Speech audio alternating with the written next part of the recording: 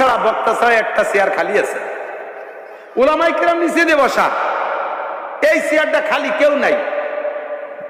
আমি বললাম যে এই চেয়ারটা খালি রয়েছে, তো ডিস্টার্ব করতে চাই, নামায় তো না, কেউ উঠে বসেন। কয় না হুজুর, নামানুও যাবে না, ওতে কেউ বসাও যাবে না। তিনি কোন চেয়ারে কি দেবেন? আর তো আমি বসি। কয় না, আপনারটা আপনি বসেন। কেন, সমস্যা কি? কয় চেয়ার হলো সভাপতির চেয়ার, তা ডাক দেন সভাপতিরে বসুক। কয় না, উনি অভিমান করছে, আসবে না। কেন আসবে না?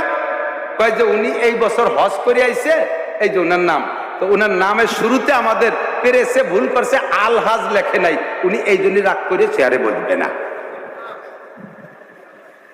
এখানে আসছিল পোস্টার দেখে, কয় আমি 8 লক্ষ টাকা দিয়ে হজ করছি ফার্স্ট প্যাকেজে, আর আমার নামটা ওখানে কাগজে আল হজ লিখতে কয় টাকা লাগতো মিয়া?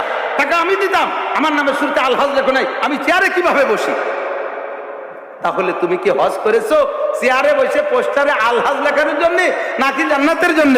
অবশ্যই তুমি দুনিয়ায় মানুষের কাছ থেকে প্রশংসা পাওয়ার জন্য হজ করেছো। কথা বলেন ঠিক?